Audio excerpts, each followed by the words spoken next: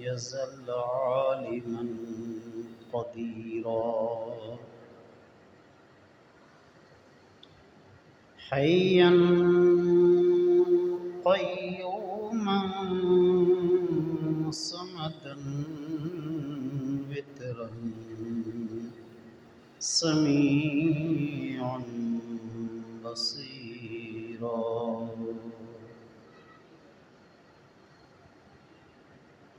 الصلاة والسلام على رسوله أرسله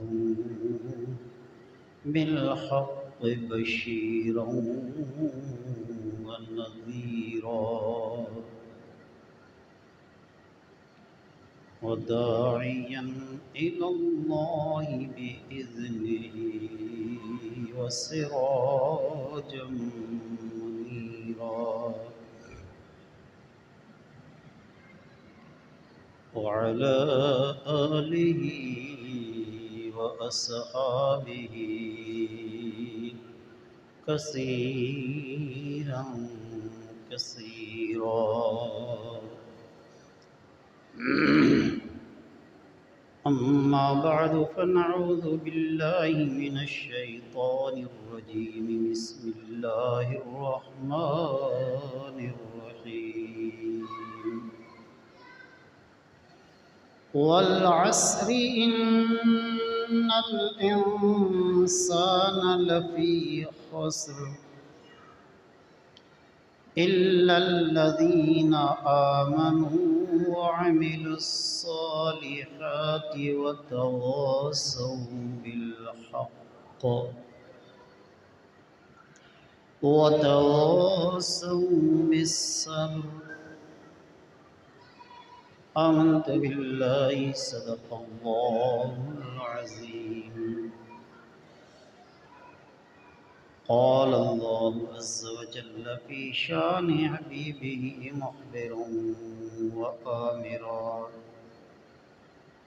إن الله وملائكته يصلون على النبي يا أيها الذين آمنوا صلوا عليه وسلموا تسليما اللهم صل على سيدنا ومولانا محمد وعلى آل سيدنا ومولانا محمد وبارك وسلم وصل عليه صلاة وسلاما عليك يا رسول الله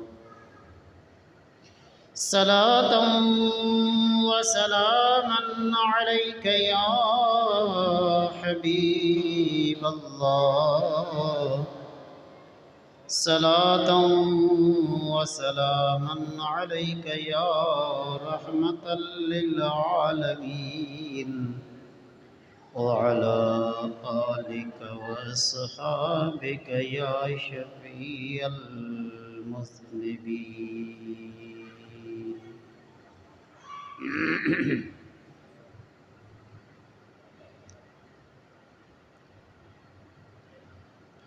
عزیزان من، آپ تمام احباب کے سامنے قرآن المجید فرقان الحمید سے سورہ عصر کی تلاوت کرنے کا شرف حاصل کیا ہے۔ اللہ رب العزت کے حضور دعا کریں کہ خالق کون و مکان، مالک ارض و سما مجھ گناہگار کو اس سورہ مبارکہ کے متعلق سچ اور حق بات بیان کرنے، ہم سب کو حق بات سننے، سمجھنے اور سمجھ کر اس پر عمل کرنے کی توفیق عطا فرمائے۔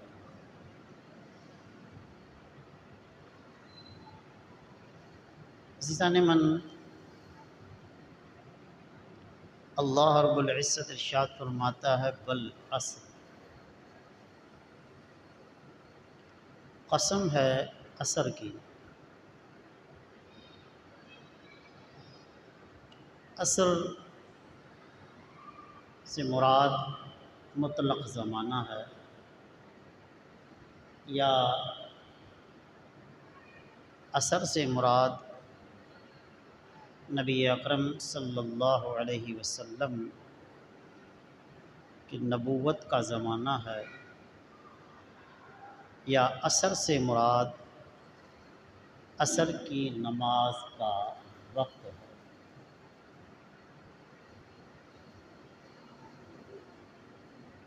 زمانے کو عصر کہتے ہیں،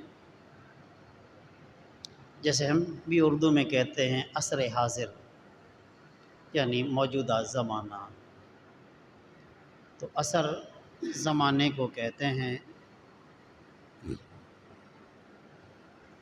حضور اکرم صلی اللہ علیہ وسلم نے فرمایا کہ زمانے کو گالی نہ دو۔ رب فرماتا ہے زمانے کو گالی نہ دو، زمانہ میں ہوں۔ ہمارے یہاں عام طور پر زبان پر زد عام ہے کہ زمانہ خراب ہے۔ زمانہ خراب نہیں، زمانے میں لوگوں کے حالات بدل گئے ہیں، تغیرات آ گئے ہیں۔ اور یہ بات یاد رکھیں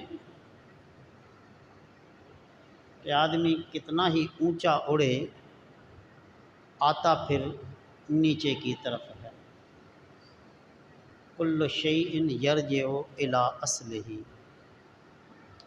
ہر چیز اپنے اصل کی طرف لوٹتی ہے، اور ہر چیز کا ایک وقت ہوتا ہے، پھر اس کا زوال آ جاتا ہے، پھر اس کی جگہ دوسری چیز جگہ لے لیتی ہے، یہاں تک کہ جو چیز ہم نے چھوڑی تھی اسے پھر اختیار کرنا شروع کر دیتے ہیں۔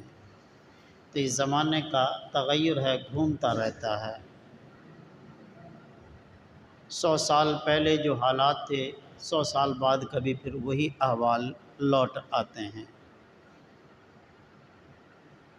کبھی اسے مرغن غذائیں اچھی لگتی ہیں، پھر ایسا وقت بھی آتا ہے کہ مرغن غذاؤں سے پیٹ بھر جاتا ہے اور پھر سبزیوں پر گزارا کرتا ہے۔ ایسے تغیرات آتا ہیں، یہ زمانے کے تغیرات ہیں۔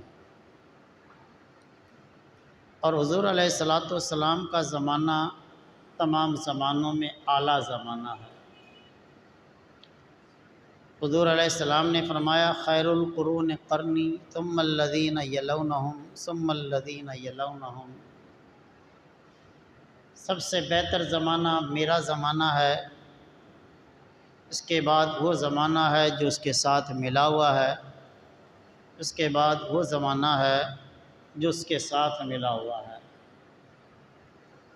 حضور علیہ السلام کے اس فرمان میں علماء کے مختلف اقوال ہیں کہ حضور علیہ السلام کا زمانہ، اس کے بعد ملا ہوا صدیق اکبر کا زمانہ، اس کے بعد فاروق اعظم کا زمانہ ہے، یا حضور علیہ السلام کا زمانہ ہے، اس کے بعد صحابہ کا زمانہ ہے، اور اس کے بعد تابعین کرام کا زمانہ ہے۔ تو یہ بہترین زمانے ہیں، اور حضور علیہ السلام کے زمانے سے جیسے جیسے دوری ہوتی رہی، لوگوں کے حالات بھی مختلف ہوتے رہے۔ تو عصر کا ضابط حضور علیہ السلام کا زمانہ یہ سب سے بہترین زمانہ ہے، یا عصر سے مراد نماز عصر کا وقت ہے کہ جب سایہ مثل دو کے ہو جائے، یعنی ہر چیز کا سایہ شام کے وقت ڈبل ہو جائے، تو عصر کا وقت شروع ہو جاتا ہے۔ اور اس سے لے کر غروب آفتاب تک یہ زمانہ عصر کا وقت ہے۔ تو عصر کے وقت کی قسم کیوں اٹھائی؟ والعصر، قسم ہے عصر کے وقت کی، یہ وہ وقت ہے جس وقت صبح اور شام کے فرشتے دونوں جمع ہوتے ہیں، دن اور رات کے فرشتے جمع ہوتے ہیں، آتے ہیں۔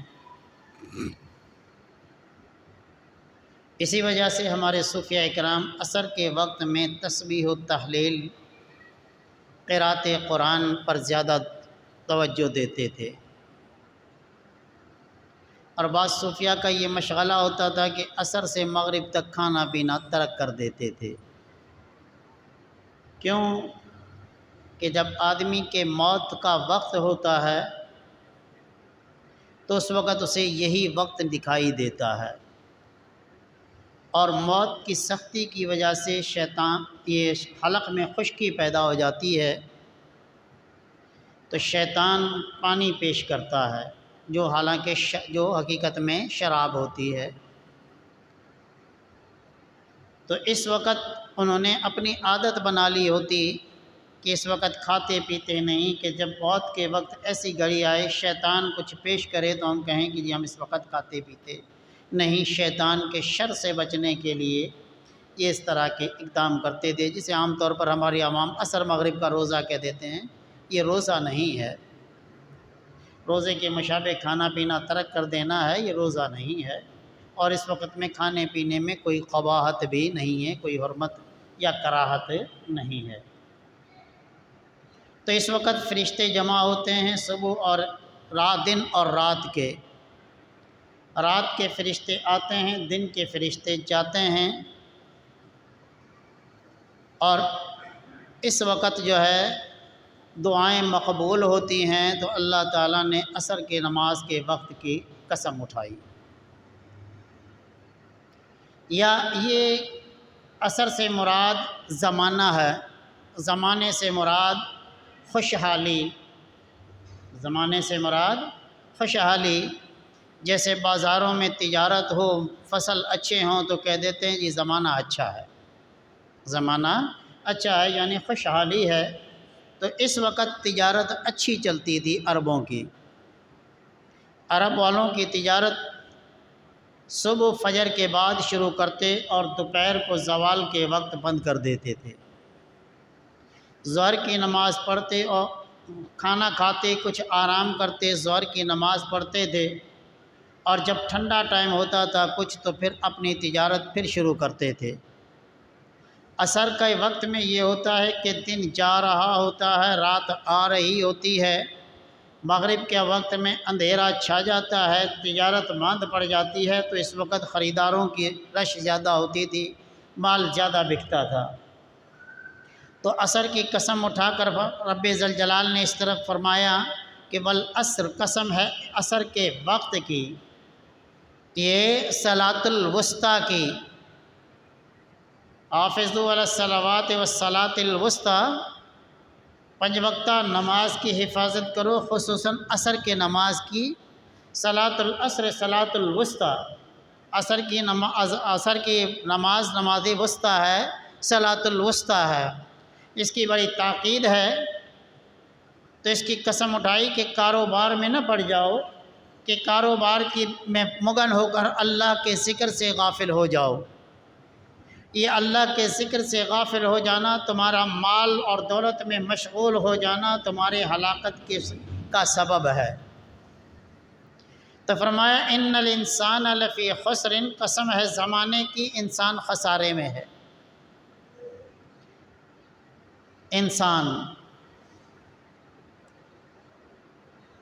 انسان کا مادہ ہے انسن، محبت کرنا، انسان ایک دوسرے سے انسیت رکھتے ہیں، انسان کے آپس میں انسیت ہے، خون کی کشش ہے، اولاد کی محبت ہے، بہن بھائیوں کی محبت ہے، قبیلے والوں کی محبت ہے، اہل محلہ کی محبت ہے، شہر والوں کی محبت ہے۔ یہ انسیت اس وقت معلوم ہوتی ہے کہ جب اپنے محلے کے علاوہ دوسرے محلے میں اپنے محلے کا شخص مل جائے، اپنے محلے کا شخص مل جائے تو رغبت محلے والے کی طرف ہوتی ہے۔ جب ایک شہر سے دوسرے شہر میں اس اپنے شہر کا مل جائے تو اس کی رغبت اپنے شہر والے کی طرف ہوتی ہے، انسیت ہوتی ہے۔ اپنا ملک چھوڑ کر دوسرے ملک میں اپنے ملک کا باشندہ مل جائے تو آدمی کی رغبت اسی کی طرف ہوتی ہے کہ اس کے ملک کا ہے۔ یہ انسیت ہے، یہ انسیت ہے۔ انسان کو آپس میں ایک دوسرے سے انسیت ہے، اس وجہ سے انسان کو انسان کہتے ہیں۔ انسان پر اگر کوئی درندہ حملہ آور ہو، اور جس پر درندہ حملہ آور ہوا ہے اگرچہ وہ دیکھنے والے کا دشمن ہے لیکن اس کے بس میں ہو تو وہ اسے درندے سے بچائے گا، چونکہ اسے انسانیت کے ناطے اس سے لگاؤ ہے، انسیت ہے۔ انسان اولاد آدم کو کہتے ہیں، تو فرمایا کہ انسان لفی خسر، ضرور خسارے میں ہے۔ ایک ہوتا ہے نقصان اور دوسرا ہوتا ہے خسارہ، دونوں میں فرق ہے۔ نقصان یہ ہے کہ جمع پونجی بچ جائے، منافع نہ ہو، اس کی محنت کا نقصان ہوا ہے، جمع پونجی بچ گئی ہے۔ اور جمع پونجی بھی ضائع ہو جائے، جمع پونجی بھی ضائع ہو جائے تو اسے خسارہ کہتے ہیں۔ تو یہاں فرمایا کہ انسان خسارے میں ہے۔ خسارے میں کون ہے؟ جس نے اپنی جمع پونجی ضائع کر دی۔ جمع پونجی اس کی کیا ہے کہ عالم ارواح میں اللہ رب العزت نے سب سے میثاق لیا، سب سے پوچھا الست بربکم، کیا میں تمہارا رب نہیں؟ کیا میں تمہارا رب نہیں؟ تو سب نے کہا بلا، ہاں مولا تو ہمارا رب ہے، سب نے اقرار کیا تھا۔ لیکن دنیا میں آنے کے بعد کچھ وہ لوگ ہیں جو اقرار کو بھول گئے، اور یاد دلانے پر بھی انہیں وہ اقرار یاد نہیں آ رہا۔ کچھ وہ ہیں جو بھولے لیکن یاد دلانے پر یاد آ گیا، اور کچھ وہ ہیں جنہیں اللہ کا وہ اقرار دنیا میں آنے کے بعد بھی یاد رہا، دنیا میں آنے کے بعد بھی یاد رہا۔ وہ اللہ کے انبیاء ہیں جنہوں نے عالم ارواح میں بلا کہا اور پھر دنیا میں آنے کے بعد اس میثاق کو یاد رکھا اور لوگوں کو یاد دلایا۔ انبیاء کے یاد دلانے پر جنہیں یاد آ گیا وہ مومن کہلاتے ہیں، وہ مسلمان ہیں، اور جنہیں انبیاء کے یاد دلانے پر بھی وہ وعدہ، وہ میثاق، وہ عہد یاد نہ آیا، وہ کافروں کی جماعت ہے۔ وہ کافروں کی جماعت ہے جنہوں نے اپنی جمع پونجی بجھا لی، جنہوں نے عالم ارواح میں جو چراغ جلایا تھا وہ بجھا دیا ہے، وہ بالکل اندھیرے میں چلے گئے۔ یہ قوم خسارے میں ہے، جس کی صراحت آگے ہو رہی ہے، ان الانسان لفی خسر، تمام انسان خسارے میں ہیں، الا الذین آمنوا، سوائے ان لوگوں کے آمنو جو ایمان لائے، وعملوا الصالحات، اور اچھے کام کیے۔ ایمان لایا، ایمان لانے والا اللہ کی وحدانیت، مصطفیٰ کی رسالت، مصطفیٰ کریم جو کچھ لائے اس کے حق ہونے کا یقین اور اعتقاد رکھتا ہے، زبان سے اقرار کرتا ہے، اس نے اپنے آپ کو خسارے سے بچا لیا۔ کہ جنت میں جو اسے جگہ ملے گی وہ سلب نہیں ہوئی اس کی، یہ بات اور ہے کہ ایمان لانے کے بعد اس نے کچھ جرائم کیے، رب کی نافرمانیاں کی ہیں، گناہ کیے ہیں، نماز چھوڑ دی، کبھی پڑھ لی کبھی نہیں پڑھی، رمضان میں روزے نہیں رکھے چھوڑ دیے کبھی رکھ دیے، مالدار ہونے کے باوجود زکوٰۃ نہیں دی، کبھی دی کبھی نہیں دی، پوری نہیں دی، حج فرض ہونے کے باوجود حج ادا نہیں کیا، تو یہ شخص نقصان میں ہے۔ ایسے گناہ گار اللہ تعالیٰ جو چاہے ان کے ساتھ فیصلہ فرمائے۔ اللہ تعالیٰ خالق کائنات ہے، اور کوئی سانے اپنی صنعت بنانے کے بعد، چیز بنانے کے بعد اسے ضائع کرنا نہیں چاہتا۔ سمجھدار سانے یہی ہوتا ہے۔ ہاں جب بالکل بیکار ہو جائے، کسی کام کی نہ رہے تو اسے ضائع کیا جاتا ہے۔ تو اسی طرح اللہ اپنی مخلوق کو ضائع نہیں کرتا، ہلاک نہیں کرتا، برباد نہیں کرتا، لیکن جب بندہ خود ناکارہ ہو جائے، کسی کام کا نہ رہے، تو پھر ہلاکت اس کا مقدر بن جاتی ہے۔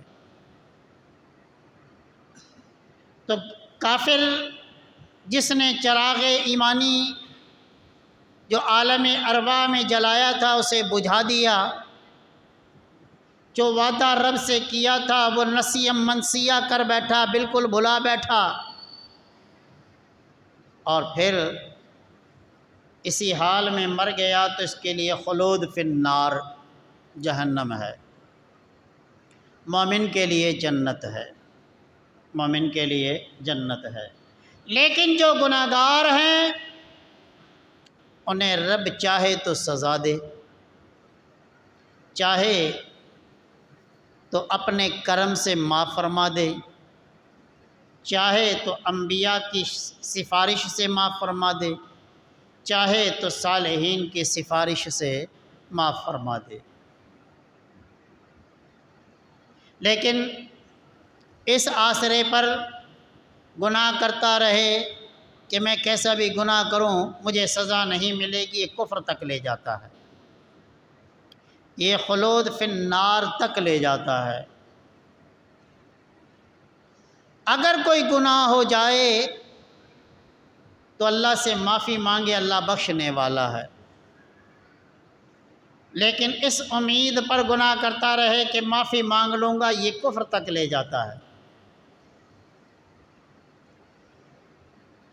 تو فرمایا کہ جو ایمان لائے وعملوا الصالحات، صالح عمل کیے،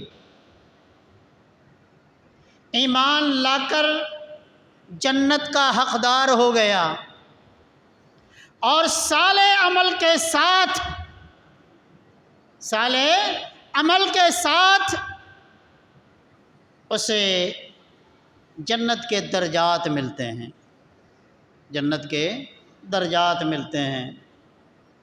جیسے کسی علاقے میں پلاٹ تقسیم کیے گئے، یوں سمجھ لیں سب کو پلاٹ ملے، جو اس کے گردیدہ تھے، محبت کرنے والے تھے، اس کے پارٹی کے تھے، اس نے پلاٹ دے دیے، پلاٹ اسے مل گئے، لیکن بنائے گا خود، بنائے گا خود، جو زیادہ پیسے لگائے گا وہ اچھا بنائے گا، جو کم خرچ کرے گا وہ سادہ بنائے گا، جس کے پاس جمع پونجی بالکل نہ ہونے کے برابر ہے، دیر سے آئے گی تو اسے وہ دیر سے بنائے گا، تب تک کہیں اور رہے گا، جھونپڑی بنا کر رہے۔ تو اسی طرح کا معاملہ جنت میں بھی ہے۔ جنت کی قیمت ایمان ہے، اور اس میں تعمیر، درجات کی بلندی، اعلیٰ مقام ملنا، یہ اعمال صالح کے بدلے میں ہے، یہ اعمال صالح کے بدلے میں۔ اعمال صالح وہ جو رب کی رضا کے لیے کرے، رب کی رضا کے لیے کرے، جو کام رب کی رضا کے لیے کرتا ہے اللہ کو بڑا محبوب ہے، اللہ کو بڑا محبوب ہے۔ اور جو دکھلاوے کے لیے کرتا ہے اس کا صلہ دنیا میں پاتا ہے، آخرت میں اس کا صلہ نہیں، چونکہ اس نے رب کے لیے کام نہیں کیا ہے۔ لِكُلِّ امْرِئٍ مَّا نَوَىٰ، ہر ایک کے لیے وہ ہے جو اس کی نیت ہے۔ مخلصین لہ الدین، اللہ کے رضا کے لیے خلوص کے ساتھ کام کرے، اللہ کے لیے ہو کر ہر کام اللہ کی رضا کے لیے کرے تو اللہ تعالیٰ اس میں اسے فائدہ دیتا ہے۔ تو اعمال صالح کی آگے تفصیل، وتواصوا بالحق، حق کی تلقین کرتا رہے، حق کی تلقین کرتا رہے، یعنی حق بات پر ہمیشہ ثابت قدم رہے، خود بھی ثابت قدم رہے، دوسروں کو بھی ثابت قدم رہنے کی تلقین کرے۔ وتواصوا بالصبر، اور صبر کرے، صبر کی تلقین کرے۔ صبر کیا ہے؟ کوئی تکلیف آ جائے تو اس پر جزا فضا نہ کرے، اس پر جزا فضا نہ کرے۔ ہمارا معاملہ یہ ہے کہ کبھی تھوڑی سی تکلیف آ گئی تو فوراً جزا فضا کے اس کام کے لیے میں ہی تھا، مجھے ہی آزمانا تھا، یہ ساری بے صبری ہے۔ کوئی تکلیف آ گئی، پریشانی آ گئی، اس پر کہتا ہے انا للہ و انا الیہ راجعون، میرے آقا علیہ السلام نے فرمایا اسے صبر کا ثواب ملتا ہے۔ تکلیف پہنچتی ہے، ٹھوکر لگی، یہ بھی تکلیف ہے، کوئی بری خبر سنی، یہ بھی تکلیف ہے، کسی کے موت کی خبر سنی، یہ بھی تکلیف ہے، تجارت میں نقصان کی خبر سنی، یہ بھی تکلیف ہے، اور کوئی تکلیف دہ خبر سنی، یہ ساری تکلیف ہے۔ اس پر صبر کرنا کامیابی کی علامت ہے، جو کہ من صبر فقد ظفر، جس نے صبر کیا وہ کامیاب ہوا، جس نے صبر کیا وہ کامیاب ہوا۔ تو سختی، مصیبت، پریشانی اور تکلیف میں اپنے رب کی طرف رجوع کرنے والا کامیاب ہے، وہ خسارے میں نہیں ہے۔ اور جب صبر کرتا ہے تو اللہ تعالیٰ اس کے نقصان کا صلہ صبر کا بھی ساتھ بھی عطا فرماتا ہے کہ اس نے صبر کیا، صبر کا ثواب بھی عطا فرماتا ہے، اور جو کچھ اس کا نقصان ہوا اسے بھی اللہ تعالیٰ جلدی پورا کر دیتا ہے۔ اور جسے اللہ کا زیادہ قرب ہوتا ہے اللہ اسے زیادہ آزماتا ہے۔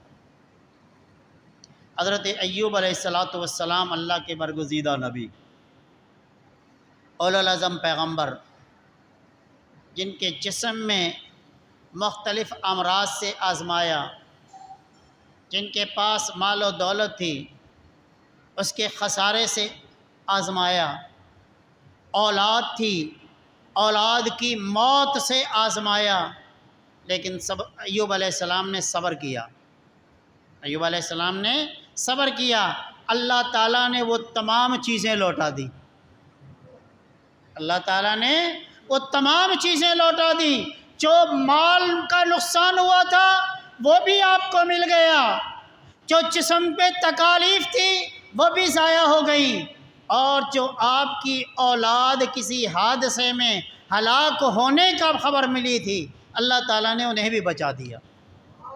تو جو صبر کرتا ہے اللہ تعالیٰ اسے کامیابی عطا فرماتا ہے۔ تو کامیاب وہ ہیں جو ایمان لائے اور اس کے ساتھ صالح عمل کیے اور صبر اور حق کی تلقین کرتے رہے۔ اور یہ صبر کی تلقین اللہ رب العزت نے اپنے محبوب علیہ السلام کو بھی خصوصی طور پر فرمائی، وَاصْبِرْ عَلَىٰ مَا يَقُولُونَ، اے محبوب یہ جو کچھ کہتے ہیں اس پر صبر کرو۔ زبان کا دیا ہوا زخم بڑا سخت ہوتا ہے، اور پھر اس وقت دل کو ایذا زیادہ ہوتا ہے کہ جب آدمی اس کی خیر خواہی چاہے اور وہ اس کے ساتھ برائی کرے۔ آدمی خیر خواہی چاہتا ہے جس کی خیر خواہی چاہ رہا ہے وہ اپنے خیر خواہ کے ساتھ اس کا صلہ برائی میں دے۔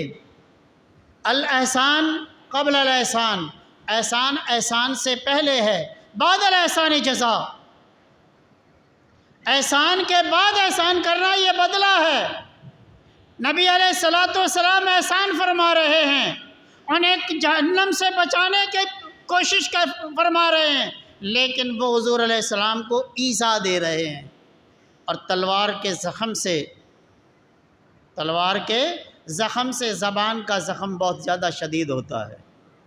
جراحات السنان لہت تیام ولا یلتام ما جرح اللسان، تلوار اور تیر کے دیے ہوئے زخم بھر جاتے ہیں، زبان کا دیا ہوا زخم بھرتا نہیں ہے، دل پر اثر انداز ہوتا ہے۔ رب نے فرمایا وَاصْبِرْ عَلَىٰ مَا يَقُولُونَ، اے محبوب یہ جو کچھ کہتے ہیں اس پر صبر کریں، وَاهْجُرْهُمْ هَجْرًا جَمِيلًا، ان باتوں سے درگزر فرمائیے، چھوڑ دیجئے۔ یہ وجہ تھی کہ مصطفیٰ کریم کے پاس جبریل آئے، یا رسول اللہ اجازت دیجئے طائف والوں کو ان پہاڑوں کے درمیان کچل دوں۔ میرے آقا علیہ السلام نے فرمایا یہ نادان ہیں، ناسمجھ ہیں، غافل ہیں، میں رحمت للعالمین ہوں، میں رحمت للعالمین ہوں۔ تو صبر بڑی چیز ہے۔ حق پر استقامت صبر کے ساتھ، حق پر استقامت صبر کے ساتھ۔ اگر کسی کے ساتھ احسان کیا، وہ جواب میں برائی کرتا ہے تو وہ اپنا ہی برا کرتا ہے، کہ احسان کے بعد کسی کے ساتھ برائی کرنا یہ ذلالت و کمینگی ہے۔ کوئی احسان کرتا ہے اور اس کے ساتھ وہ برا سلوک کرتا ہے تو یہ اس کی کمینگی ہے۔ لیکن ہمارے بزرگوں کا طریقہ یہ ہوتا تھا کہ برائی کرنے والے کے ساتھ بھی احسان کرتے تھے۔ حضرت خواجہ نظام الدین اولیاء رحمۃ اللہ تعالیٰ علیہ دریا کے کنارے بیٹھے ہوئے ہیں، ایک بچھو جو پانی میں گوتے کھا رہا ہے، آپ نے انگلی آگے کی اور بچھو کو نکال لیا۔ جب بچھو کو نکالا، بچھو کی عادت ہے ڈنک مارنا، اس نے ڈنک مارا، آپ نے ہاتھ کو جھٹکا دیا، پھر بچھو پانی میں گر گیا۔ پھر آپ نے بچھو کو انگلی سے نکالا، پھر اس نے ڈنک مارا۔ اس طرح 2-3 مرتبہ ہوا تو کسی خادم نے عرض کی حضرت آپ اس کے ساتھ بھلائی کر رہے ہیں اور یہ آپ کو ڈنک مار رہا، پھر بھی اسے نکال رہے ہیں۔ تو آپ نے فرمایا کہ یہ اپنی عادت سے مجبور ہے اور ہم اپنی فطرت پر مجبور ہیں۔ یہ اپنی عادت سے مجبور ہے، اس کا کام ڈنک مارنا ہے اور ہمارا کام بھلائی کرنا ہے۔ جب برا برائی نہیں چھوڑتا تو بھلا بھلائی کیوں چھوڑتا ہے؟ تو نیکوں کو چاہیے کہ نیکی نہ چھوڑیں، نیکیاں کرتے رہیں، اگرچہ وہ دشمن ہے لیکن دشمن کے ساتھ بھی اعدلوا عدل کرو۔ وَلَا يَجْرِمَنَّكُمْ شَنَآنُ قَوْمٍ عَلَىٰ أَلَّا تَعْدِلُوا اعْدِلُوا هُوَ أَقْرَبُ لِلتَّقْوَىٰ، کہ تمہیں کسی قوم کی دشمنی اس بات پر نہ اکسائے کہ تم ان کے ساتھ عدل نہ کرو، انصاف کرو، عدل کرو۔ عدل اللہ کو پسند ہے، اللہ کے قربت کا ذریعہ ہے۔ اللہ رب العزت سے دعا کریں کہ اللہ